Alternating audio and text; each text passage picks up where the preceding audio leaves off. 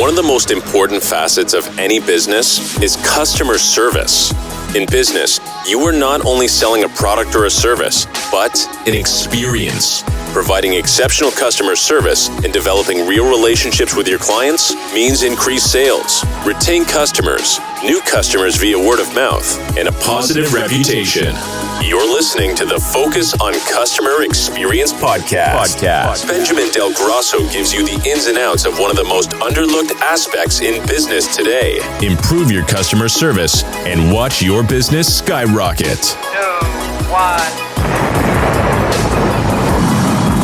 Now, here's your host, Benjamin Del Grosso.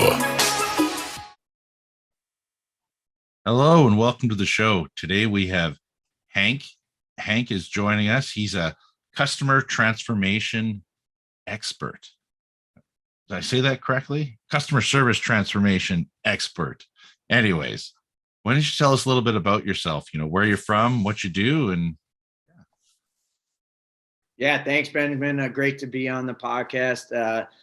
So my name's Hank Ebeling. I'm the owner of 2 small group personal training studios. We're based out of the suburbs of Chicago, and we've been around since 2013, trying to change people's lives, get them in the best shape possible, and give them the utmost experience and deliver them outstanding service while we do it. that's awesome. What kind of different things are you doing in your business to, I guess, separate yourself from somebody else, from other businesses? Yeah. So in our industry, we're fitness, and what we try to do is have enough touch points outside of our 1 hour with our clients. So we can give them a great workout. We can give them advice. We can motivate them in that hour, but they spend a lot more time outside of our 4 walls. So how can we not physically touch them, but have touch points outside that gym, stay top of mind, give them value when they're not with us. So what we try to do is what we call our surprise and delight budget. Borrowed this from Ritz-Carlton. I know we spoke a little bit prior to this. And essentially every month we have a budget to spend. For us, it's $250. That's the average our client spends a month.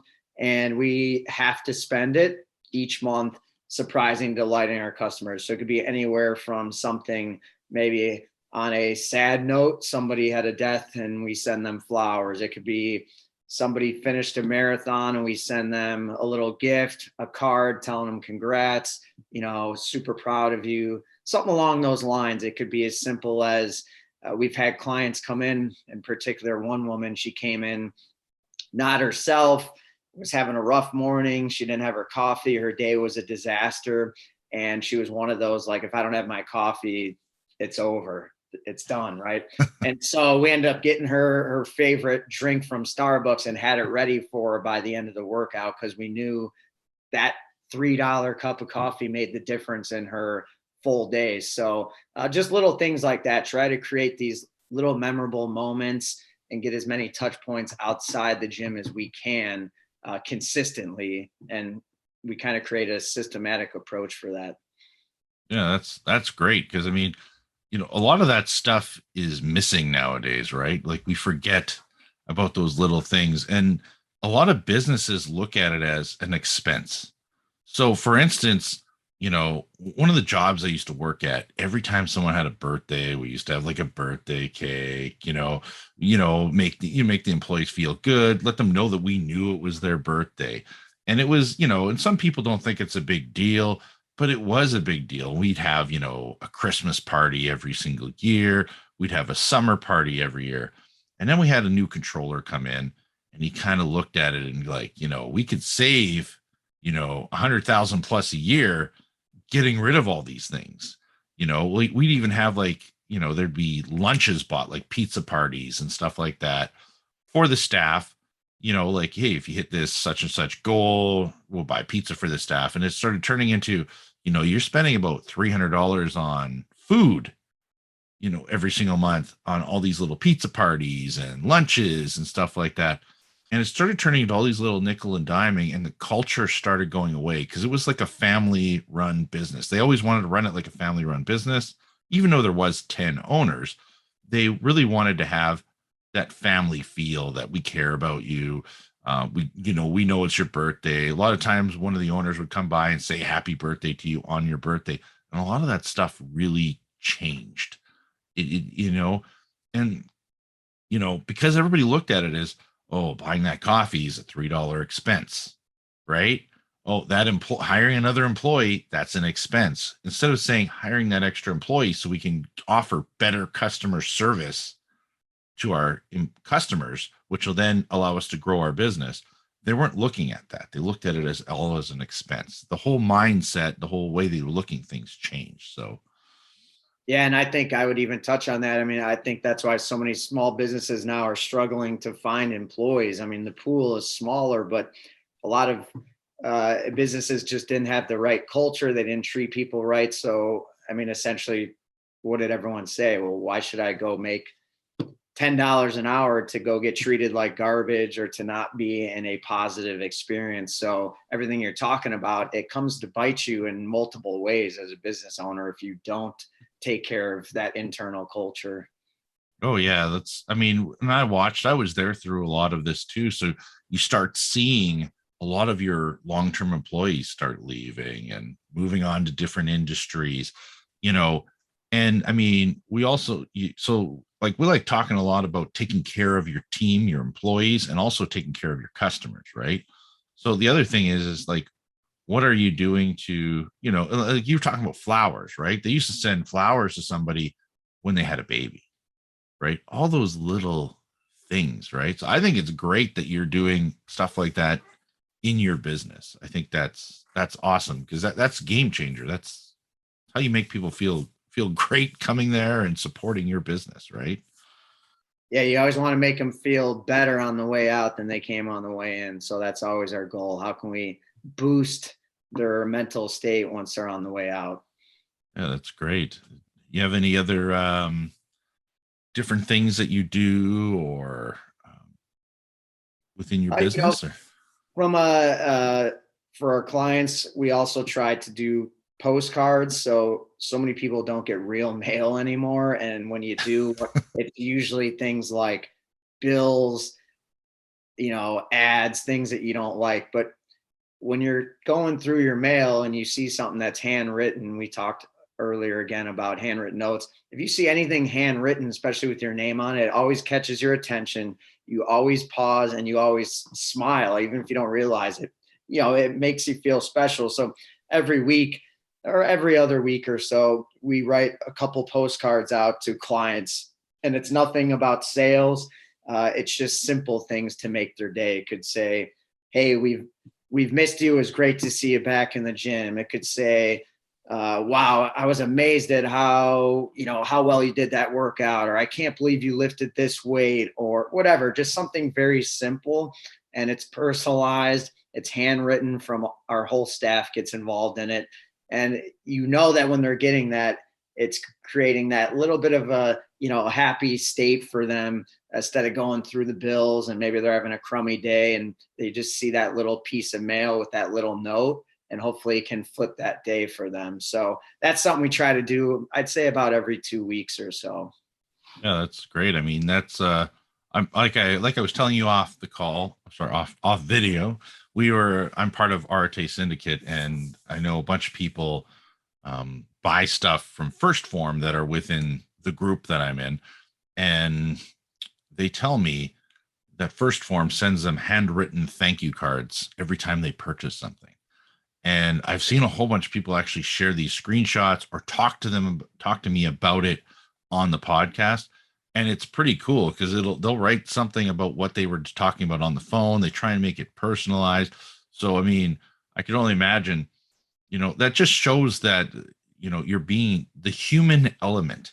Instead of just sending something like, hey, thanks for coming to our training facility.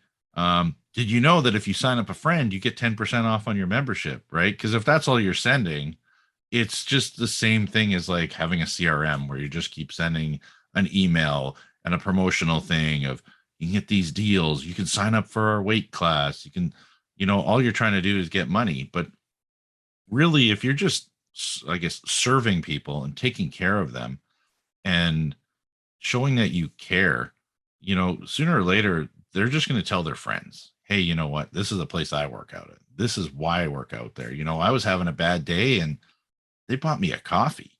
Like, do you even know another gym that's ever done anything like that? They sent me this handwritten note saying they saw me lift 150 pounds and they know that I was trying to get up there and they've been watching my progress. So they really care about me as a person. And that kind of stuff goes a long way. Why? Because you actually care. Right. So, this whole world is changing. So many things are getting automated.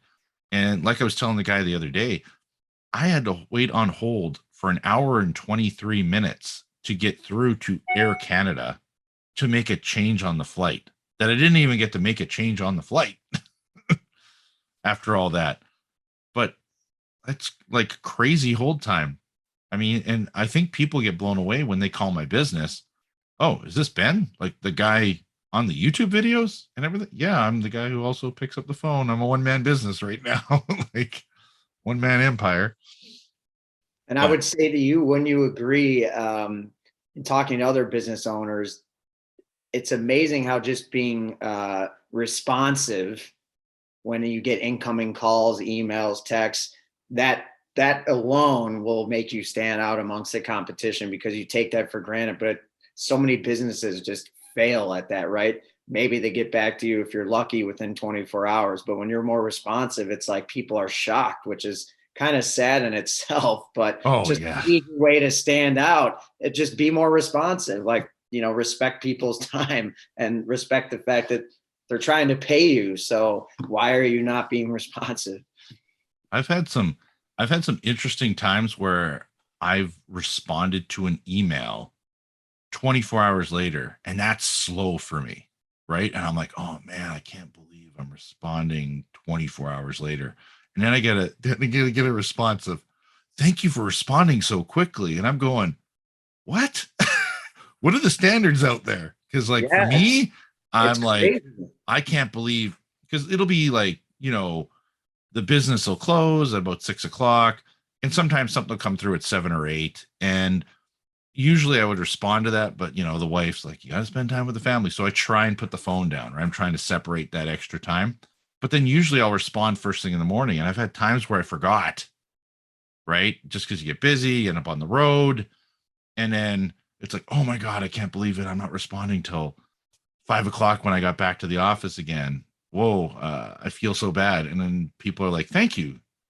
And then you start realizing that the majority of these businesses aren't even responding, right? They get emails and they're not even responding to customers. They're not even giving them estimates.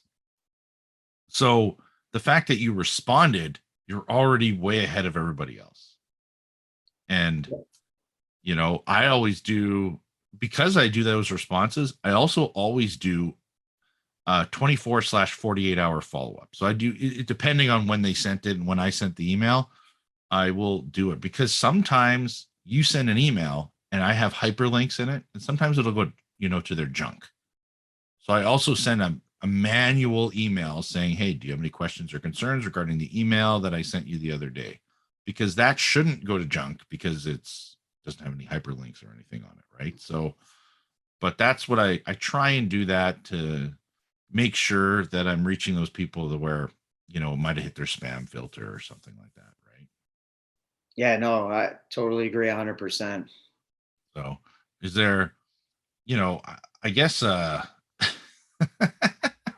just thinking like with the whole fitness facility and everything, do you have different programs there? Are you, do you have like spin class and like is it weights and you have like all that kind of stuff like with instructors? Is it more like a one-on-one training? Is it Yeah, so everything we do is actually all small group based, and it's all with the trainer. So we keep it small group, again, all about the experience, and that allows us to personalize everything a little bit more than 50 people in a workout. And good luck if I could talk to you and help this person, help that person. It becomes very vanilla. So with a smaller group, we can get more of that intimate conversation, a little more touch on the actual instruction. So that gives us, again, another competitive edge because we can have that one-on-one feel. but in a group setting at a more affordable price than somebody paying a one-on-one trainer. Nice. Oh, that totally makes sense. It's just a whole, everything's just to make it a different experience and one up the game. You know, a lot of these places you just go in and use the machines and that's it. Right. But then you have to meet with a sales representative for them to close you on the 2-year deal of the $50 a month or whatever it ends up being. Right. Uh, you know, I'm kind of curious. What is your process like to sign people up? And I mean, and I'm just kind of bringing it up. The reason why is because when I used to live in Burlington, Ontario, I was looking to get into a gym. My wife actually decided she was going to go into a gym, and we were looking at, I think, like Good Life Fitness, all these, kind of big boxy companies. And it's like you have to schedule an appointment, and then they walk you through the facility, and then their pricing is based off where you live and what the average person can afford. So they won't give you a price. So it's like they're figuring out, okay, this person can afford $80 a month, so that's what we're going to charge them. It's very weird. That sounds very shady. Yeah, I didn't really, we didn't enjoy the experience. We didn't end up actually signing up with anybody because every time you went, nobody would give you a price. And then it was like it felt like almost like a timeshare meeting where you sat in this chair and then they're like, and you get these added benefits and the towels and this and that and blah, blah, blah, all for $83 a month. Because I'm like, oh, okay, but if I go to Hamilton, how much cheaper is that? And it's, you start talking to people in Hamilton and it's, $60 a month there. Because you're like, wait a second. Because the average income is technically lower, right? So it's like, what? So we're basing it all on, it's not like the whole province isn't like $50 a month. It's based on income. So if you're living in Toronto, you pay more. It's very weird. That seems like that shouldn't even be allowed, right? I mean, that's it's their business, right? I mean, I guess you can do whatever you want, but I couldn't imagine saying that to a customer, looking them up and be like, all right, well, I guess they can afford a little bit more. Here, let's crank the price on them. Yeah. No, we don't do anything fancy. We do a free trial period so they can come in. We always say, let us earn your business. If the experience isn't what you're looking for, we're not for everybody. So we give them that trial period to see if it's a comfortable fit. And then after that, then we'll give them the pricing unless they ask up front, because we kind of want to see what they need. Do they need to come in more often, less often, depending on their goals? So for us, it's nothing too crazy other than come experience it. If it's a great fit, then, stick with us. Here's what we offer. And if it's not, what can we help you with? Can we help you find, maybe you want to get into yoga instead, or maybe it's going to be better if you do have a one-on-one trainer. So we'll kind of help you go in that direction if it doesn't work out. Yeah. So you have a couple different options for the client, right? Yeah. But yeah, let them experience it, see if it's culture for them, and kind of move forward. So just kind of curious, so like when you look around at the world today, what has stood out to you as the biggest change in how we interact as customers?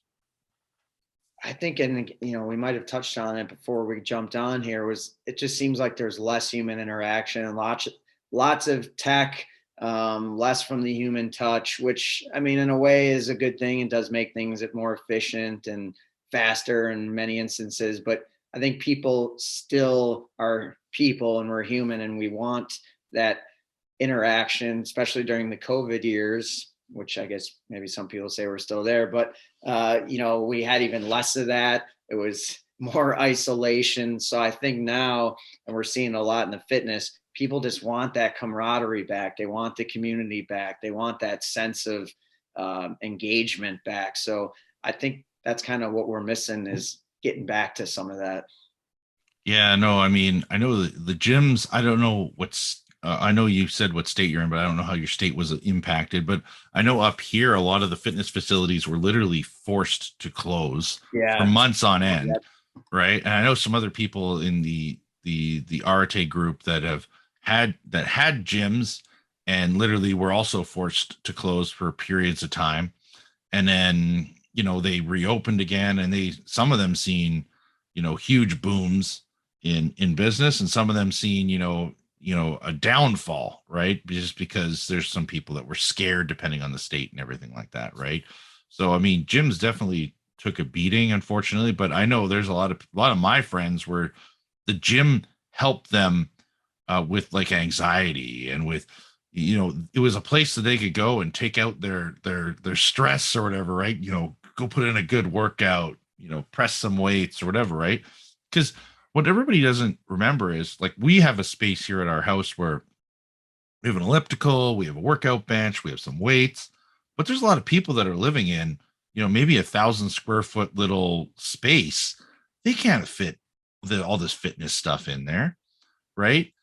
And they need that discipline of going to a gym and having a safe space to do it. Same as, some people need to have an office to go to the office. They don't want their office at home, right? Because to them it causes anxiety that now their office is the living room, right?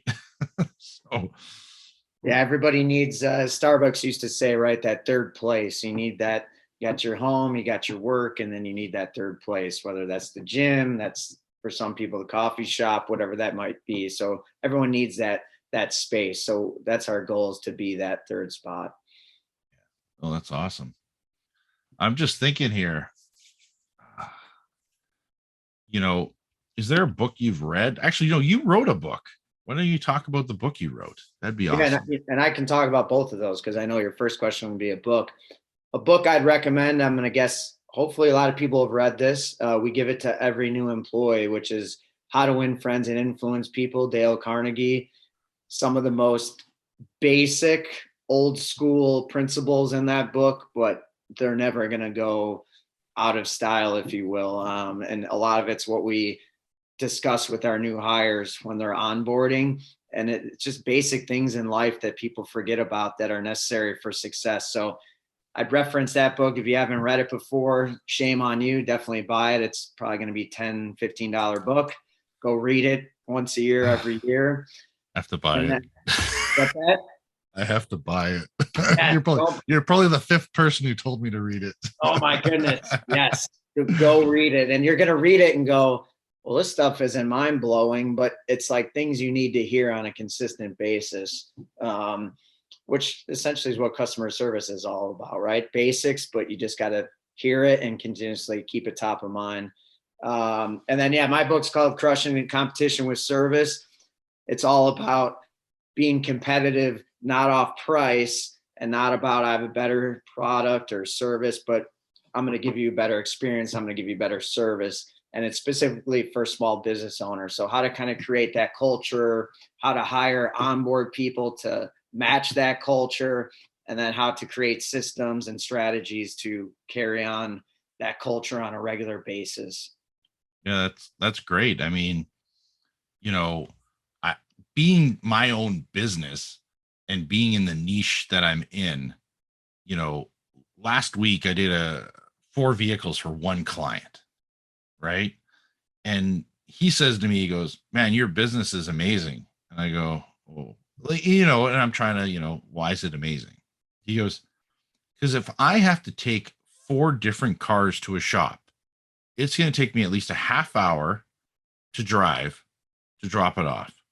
On top of that, someone else has to come and pick me up because I got work to do during the day, right?" And he goes, "So now I have to do that with 4 different cars, 4 different appointments, coordination." He goes, "You come to me. On top of that, you show me how it works, right? And you're very responsive." This guy was so nice. He was so happy with everything I was doing that he even fed me. I've never had a customer feed me. I've had a few people offer, but he was like, "I'm just so happy with everything and how easy it is." And they made like lunch for me and everything. And I'm like, okay, so you're like making my customer experience good. I'm not even buying anything from you. Yeah, and I mean, look at everything that you're doing is not like mind shattering. It's just you're doing it, and other people are just look at it as you don't. I mean, oh, whatever. I don't need to do that. It's miscellaneous. Yeah, no, because what it is, everybody, wants you to come to the shop, wants you to come to the shop to get a quote, wants you to come to the shop to get the install done. Everything is that. But I feel we're in a day and age where a lot of people are now, you're going to them, right? And, because Amazon, I think, changed a lot of that with products, right? You can literally hit that and boom, someone shows up the next day with a product, with a box in hand, right? So because of that, that's why I kind of said, you know what? I need to go mobile and go direct to clients, go direct to their house or business, install it on site, show them how it works. And especially a lot of people are working from home now. So the fact that I can go there, they're still working from home, drinking their coffee or whatever. Yeah, like there's none of that back and forth at all, You which is, essentially you made their life easier, which is what it's all about, right? Making things easier for the customer, not necessarily for you, but easier for them. yeah, no, I think that's awesome that you wrote a book. And I mean, because that's really what it's all about, is showing that you are the professional in the industry, right? That people look up to you and see that you're trying to create a positive customer experience for all of your clients. And Yeah. If you're listening, it doesn't matter, you're in the dash cam business. Someone is a landscaper, someone is a salon owner, restaurant owner, gym owner like myself. Really doesn't matter. Customer service is universal. The principles are universal. They might be changed according to your industry, but for the most part, it doesn't matter what business you're in. It's important and the principles stay the same. So, look at our two businesses are completely different. The things we're both talking about, we both can shake our head like, yep, important in my business, important in your business. So you can see it doesn't matter how far apart the industries are. It's still a game changer when you can focus on it. I was curious about this personally. Um, what have you done with your company culture to create these kind of behaviors and this kind of success with your customer service at your companies? Yeah. So, all the best businesses in the world when it comes to customer service, Ritz-Carlton, Chick-fil-A, Southwest Airlines, you name it, they all have a service vision, right? It can be called multiple things, but it's essentially like what your customers, you want them to think about when it comes to your business and service. It could be a phrase, it could be a couple words. So for us, it's care, commitment, community. And that's the driving force, the beacon of light, if you will, how you hire off of that, how you fire off of that. And that sets the culture. And then everything you do is based on that. So when you're hiring, do they match your culture and are they people centric, right? And then as you're onboarding them, are you then holding them accountable to those service standards, that service vision? So it's just kind of making it a priority as the leader, because if you don't do it and you don't walk the walk, talk the talk, it doesn't matter then, right? Because they don't see you taking it seriously. So you set the culture and then you hire based off of that. And then you got to keep people accountable based off of that. Reward the behavior when you see it. You don't see that proper behavior, well, then obviously you have to also then hold them accountable from that end of the stick too. Yeah, you said something very important there. Lead by example, right? And I've worked for so many places where here's our rules and you need to follow them. And then the owner comes in and does his own thing, right?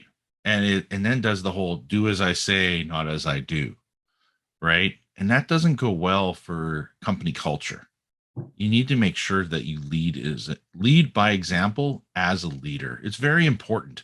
Otherwise, what'll end up happening is things start crumbling because then the employees will start doing exactly what the leader did. And then the leader will get mad. Well, what are they doing? These are the rules. But the thing is, if you're as a leader are not following those rules and just doing what you want, well, guess what? How can you expect your staff to do what the expectation is, right? Because you just keep changing the rules. So really there's no structure at the end of the day. Yeah, and I hear small business owners all the time. They'll say, "Well, my employees don't give great service," and this employee never smiles and this employee that. It's like, well, at the end of the day, you hired them, so it's your fault, and you train them, it's your fault, and you've allowed them to behave this way. It doesn't match up with your expectations. So it all comes back to you. There's nowhere else to look for blame other than yourself. So you got to sometimes look in the mirror if you're a small business owner and you're not happy with the culture, the customer service, because it's going to start and end with you. Yeah, everything starts and ends with you as the actual, as the leader of the business, right? So when you're hiring somebody, because you talked about how you hire based on the culture, um, in Arte, we like to talk about building people. So are you kind of like in that whole thing where you're trying to build, like you bring them in and you teach them everything from the ground up? Or do you try and find someone, like, I don't know, do you try and find someone with tons of experience and then retrain them into the culture kind of thing, right? Yeah, it's a great question. I mean, I think in a lot of industries, oftentimes people look for too much of the skills versus the traits. So I know that we can coach anybody up to be a really good trainer, but I can't coach them up to be a good person and care. So I want to make sure you have the traits that match up with their culture. You're naturally a caring person, you're naturally personable. Do you feel genuine? Do you not look us in the eye or looking down? You just kind of feel like you don't have that energy. I want to make sure you got that. And then we can coach you up on the rest. So that's why I'm always looking for those traits first. And I don't care if you were a waitress and never touched a weight in your life. If you have a passion for it and you're a people first person, it's going to work out really well. Versus you could have 20 years of experience, but you're kind of a jerk. It's just not going to work. And being the industry that I came from, we would hire a lot of people based on experience, but we inherited all of their bad habits. And that's because we didn't want to spend, 1 to 3 months of training them, right? So instead of wanting to spend that money training them and looking at the long-term investment on how we can be successful long-term and get them into the company culture and get them growing, instead it was, well, this guy knows how to do it and we can make money now.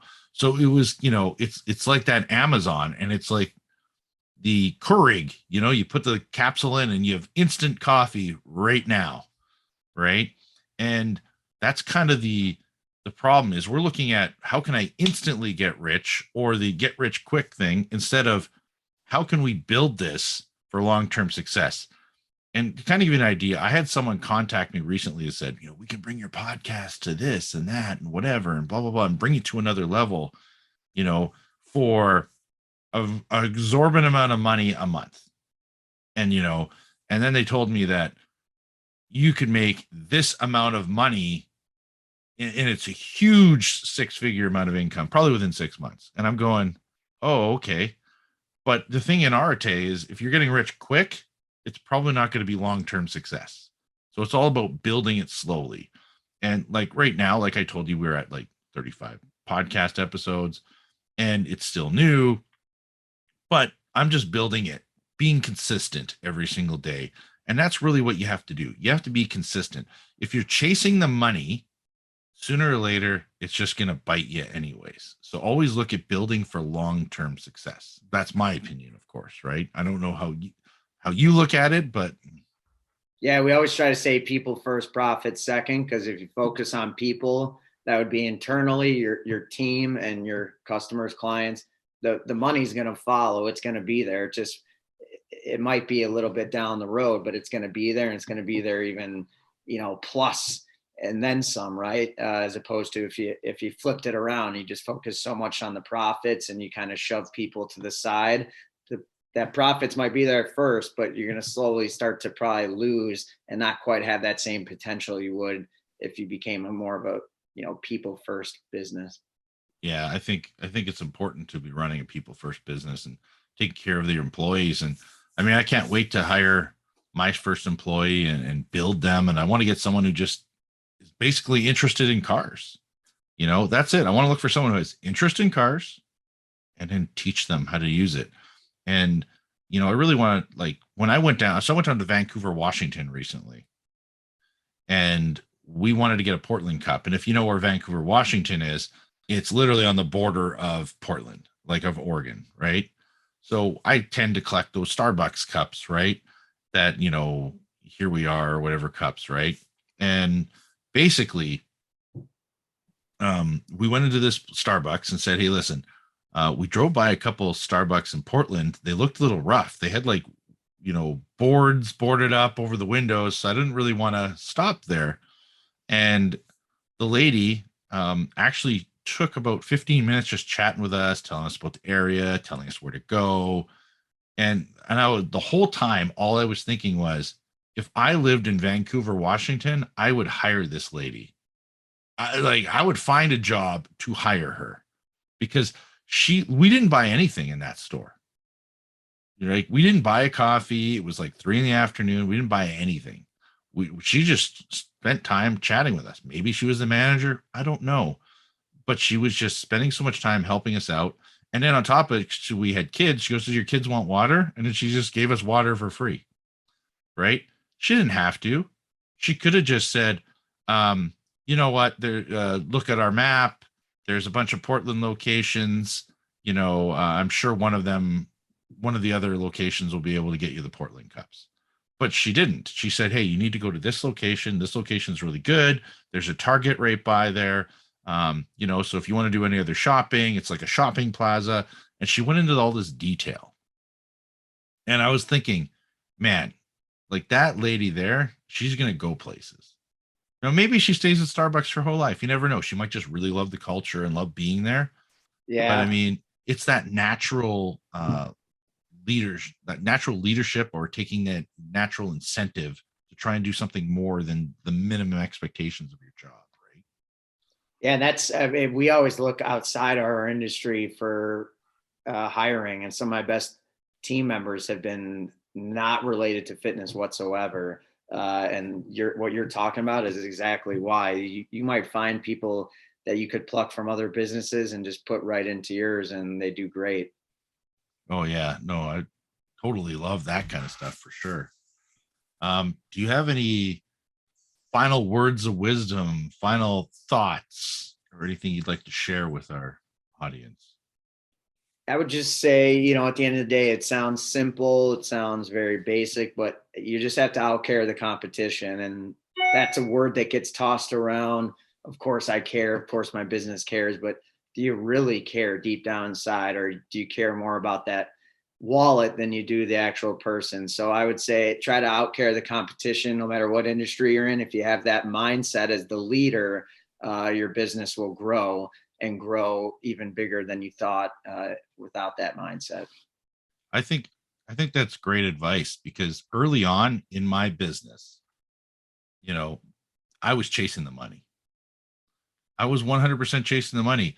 It was, "Oh, It's cool. hard not to. I I mean, can get $400 here. Okay, let's go and install it." And then, like, "Hey, I want to give you a demo." And then the customer, like, "No, I'll figure it out. Okay, see you later." Like, I got their money, right?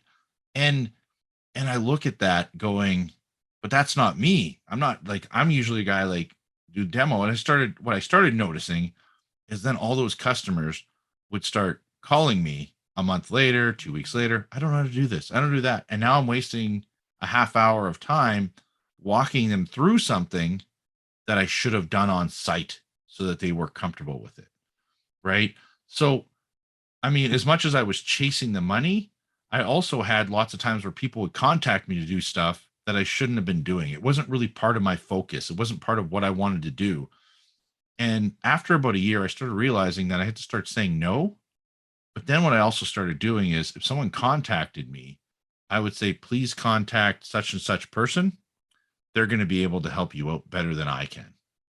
And, like I was telling you off the call, I flukishly contacted somebody else, one of my competitors, yesterday, and told them, "Hey, just so you know, I've been sending people there for you for months. I want to make sure this is okay. I actually never called you before."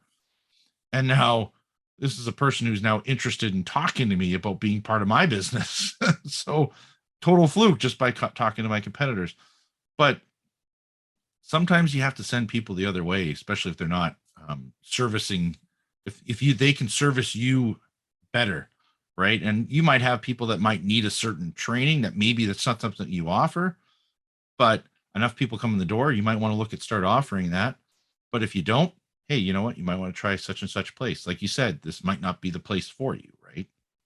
Yeah, I mean, people come to your business for a solution to their problem. So if you can't solve it and now you help them solve it somewhere else, I mean, even though the money's not going into your pocket, in a way it's going to come back to you. So you're helping them out and they'll appreciate that. Great. Awesome. I appreciate you coming on the show, spending some time with us. Yeah, thanks for having me. Thanks.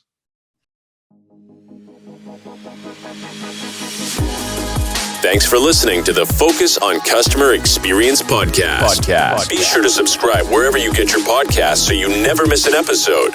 For more information or to connect with Ben, check out Benjamin Del Grosso on LinkedIn, at Safe Drive Solutions on Instagram, or www.safedrivesolutions.ca online. We'll see you next time.